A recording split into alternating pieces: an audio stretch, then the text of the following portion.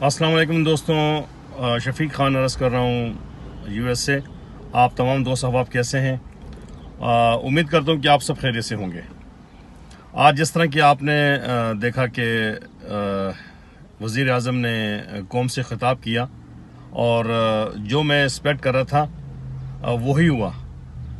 और वज़ीर आज़म के ख़िताब के मौके पे मुझे अल्लामा ख़ादिम हुसैन रिज़वी रहमतुल्लाह अलैह बहुत याद आए कि उन्होंने थोड़े ही अरसे में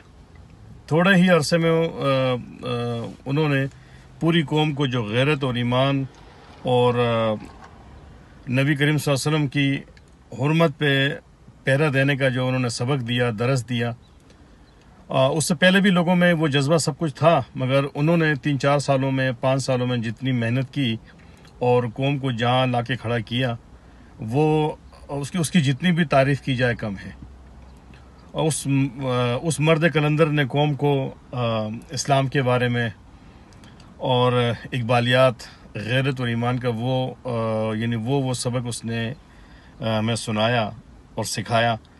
अगर उसका थोड़ा सा भी उनको फॉलो किया जाए ना, तो आज हमारे वज़ीर आज़म को इस किस्म के बयान देने की ज़रूरत ना पड़ती। अब आते हैं कि जो कुछ इमरान खान ने हमें जिसने कौम से खिताब किया और उस बुज़दिल शख्स ने कौम को वही बुज़दिली का सबक दिया।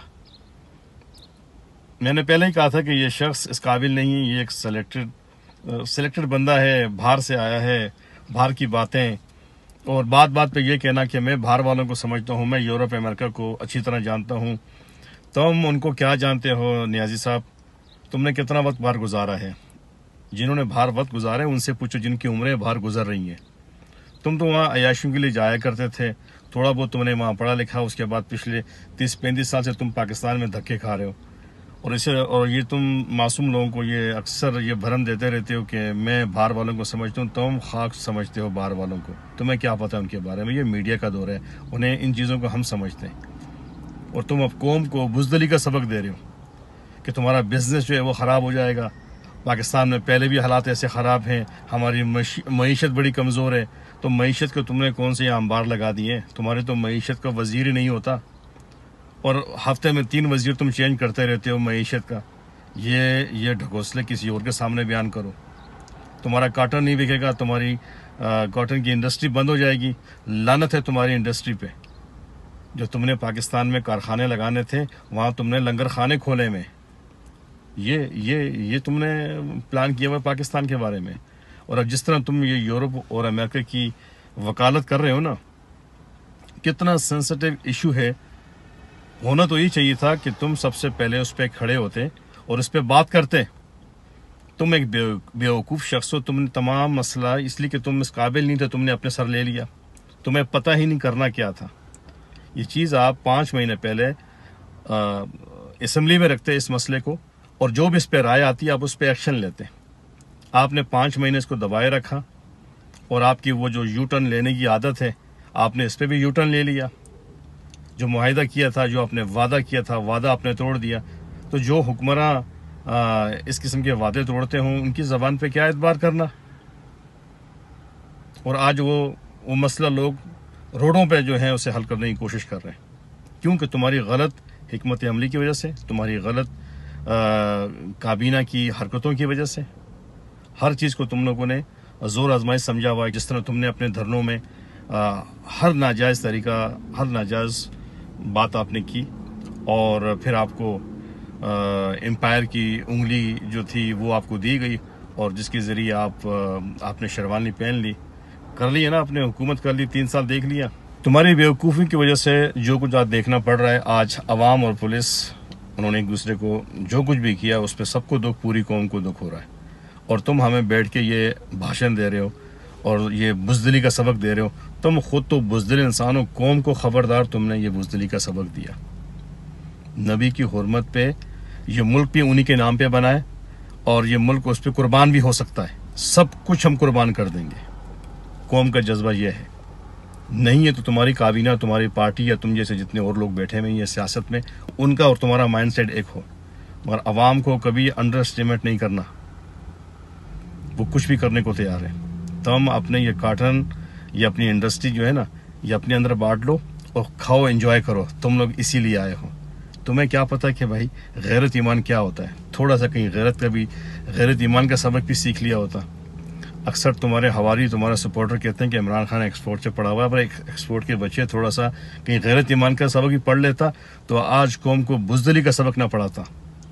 निहायत अफसोस हुआ था। और यही मैं तुमसे एक्सपेक्ट कर रहा था कि तुम कोई ना कोई चवल मारोगे। एक दोस्त ने शर्त भी लगाई थी कि अब खिताब होगा और देखना, तो अब मैं उसे कह रहा हूँ देख लो। अब वो अपने मुंह पे थप्पड़ मार रहा है कि वाकई यार ये एक बुज़दिल शख्स है और ये कौम को बुज़दिली का सबक दे रहा है। ये कौम बुज़दिल नहीं है। और तुम हमें ये सबक दे रहे हो कि पूरी दुनिया के लोग जो हैं, मैं तमाम मुल्कों से बात करूंगा, मैं तमाम मुसलमान मुल्कों को ख़त लिखूंगा। तुमने इससे पहले भी कश्मीर के मसले पे तुमने सबको ख़त लिखे थे। आप क्या समझते हो कि तुम्हारे ख़त लिखने से ये मसले हल हो जाएंगे? पूरी दुनिया के जितने भी मुसलमान मुल्क के वो खड़े हो ना हो, पाकिस्तान ज़रूर खड़ा होगा। पाकिस्तान की आवाम इस पर खड़ी होगी। और तुम क्या समझते हो कि ये दूसरे जो मुसलमान मुल्क हैं वो तुम्हारे कहने पे आएंगे? अरे तुम्हारी तो तुम्हारे घर में नहीं सुनी जाती। पाकिस्तान के इदारे तुम्हारी नहीं सुनते, तुम्हारी काबीना के लोग तुम्हारी नहीं सुनते, और तुम हमें ये भरम दे रहे हो कि वो जितने 50-55 मुल्क हैं वो तुम्हारी सुनेंगे। लख दी लानत तुम्हारी सोच के ऊपर। वहाँ हमारे हम वतनों को उन मुल्कों से निकाला जाता है। ख़ासकर मिडिल ईस्ट में क्या हालात हैं, दूसरे मुल्कों की लेबर को लिया जाता है। आप अपनी इकानमी को देख लें। आप हमें इकानमी का सबक दे रहे हैं कि डॉलर ऊपर जा रहा है या रुपया ऊपर जा रहा है या रुपया नीचे आ रहा है या डॉलर ऊपर जा रहा है डॉलर नीचे आ रहा है। ये उल्टे सीधे ये ढकोसला में हम बाहर बैठे में, हम पता क्या हो रहा है। आप खुद देख लो, जब तुम आए थे उस वक्त क्या पाकिस्तान का रुपया कहाँ था और आज कहाँ तक पहुँच गया। इस बाबरकत महीने रमज़ान को देखो, आज बुनियादी चीज़ें गरीब की पहुँच से दूर हैं। ये तुम्हें इन चीज़ों का एहसास नहीं है, ना तुम्हारी काबीना को। वहाँ रोज़ाना ये जो गेमिंग ब्लेमिंग चलती रहती है वहाँ पे, और रोज़ाना वो अपने ये आप और पीडीएम वाले आपस में सिंग फंसा के लगे रहते हो। आप लोगों को तो सीटों की पड़ी हुई यार। क्या तुम्हें तो ये फिक्र पड़ी हुई कि अगले इलेक्शन में कैसे जीतूं, 2023 का इलेक्शन में कैसे जीतूं, उस पर अभी से मैंने वर्कआउट शुरू कर दिया। इमरान खान, आपने पूरी कोशिश की कि आप तहरीक लब्बैक वालों का हाथ मरोड़ के उनको अपने साथ मिला लेंगे। आपने पूरी कोशिश की उनको लालच देने की, उनको वजारतें देने की, सेनेट की सीट की आपने उनको ऑफ़र की, वीज़े लगवाने की ऑफ़र की कि आप लोगों को दूसरे मुल्कों में भेजेंगे। पैसा तो आपने खूब ऑफ़र की कि हमारे साथ मिल जाओ। मजहबी पार्टी को आप साथ मिलाना चाहते हो कि 2023 के इलेक्शन में उनके वोट आप ले लें। आपने तहरीक लब्बैक वालों की मकबूलियत भी देख ली है। ये गेम आपकी कारकुनों को समझ नहीं आ रही, हमें सब समझ आ रही है। और तो तुम्हें कोई लिफ्ट कराने से रहा, 2023 में तुम्हें अपनी मौत नज़र आ रही है, बल्कि उससे पहले ही ये तहरीक तुम्हें खा जाएगी। ये मैंने कहा इंशाल्लाह ये तहरीक तुम्हें खा जाएगी। फ्रांस के सफ़ीर को तुम क्या निकालोगे? तुम्हारे अंदर इतनी जुर्रत ही नहीं है। तुम तो हमें डरा रहे हो कि भूख और अफलास आ जाएगी, तो गैरत ईमान कहाँ है? दूसरा, आप हमें ये भी कह रहे हो कि अगर हम सफ़ीर को निकाल देंगे तो क्या गारंटी है कि वो दोबारा नहीं करेंगे। तो जब इंडियन पायलट को पकड़ के निकाला था अभिनंदन को, तो क्या गारंटी उससे ली थी कि वो दोबारा नहीं आएंगे? गारंटी किसी चीज़ की नहीं होती।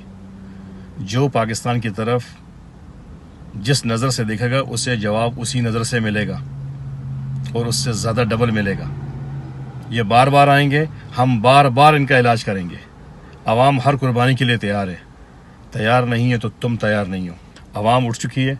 आवाम अब किसी को नहीं छोड़ेगी। तुम या तुम्हारे बाद भी कोई आएगा, अब सबका एहतसाब होगा। तुमने क्या एहतसाब करना है? तुम तो बिकाऊ माल हो, कौम को बुज़दिली का सबक देते हो।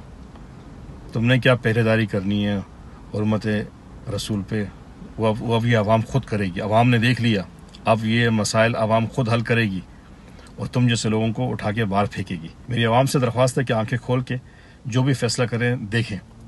इस वक्त बड़े गमगीन हालात चल रहे हैं और ये याद रखें कि ये इस मसले को काबीना में भी ले गए हैं, इनसे ये हल होने वाला नहीं है। फ्रांस के सफ़ीर को निकाल के ही लोग दम लेंगे और अल्लाह करे कि ये सारा काम खैर आफियत से ये मसला हल हो जाए और कोई खून खराबा ना हो और अल्लाह ताला हमारे मुल्क को अच्छे लोग दे, गैरत और ईमान वाले लोग दे, जो अच्छा फ़ैसला करें, जो आवाम के हक़ में भी बेहतर हो और हुकूमत के लिए भी और सब के लिए बेहतर हो। आवाम से ख़ास कर मैं यही रिक्वेस्ट करते रहता हूँ कि भाई ये गलतियाँ हमारी अपनी हैं, हम ही लोगों ने इनको चूज़ किया है, हम ही ने अपने कांधों पे बिठा के लेके आए और आज ये हमारी किस्मतों के फ़ैसले कर रहे हैं। ये सब लूट मार इन्होंने तभी मचाई हुई है कि हम लोगों ने इन्हें मुंतखब करते हुए आंखें बंद रखी थी। अगर हम अपने लोकल से लेके ऊपर तक इन हुक्मरानों को, इन लुटेरों को उसी वक्त इनकी गर्दन पे हाथ रख लेते और इनको देख लेते कि हम किन लोगों को लेके आ रहे हैं, तो शायद आज ये दिन हमें ना देखना पड़ता। बस ये कि मुख्तसर ये कि अपना ख़ास ख्याल कीजिए। इंशाल्लाह फिर मिलते हैं एक अगले वीलॉग के साथ। अल्लाह हाफ़िज़।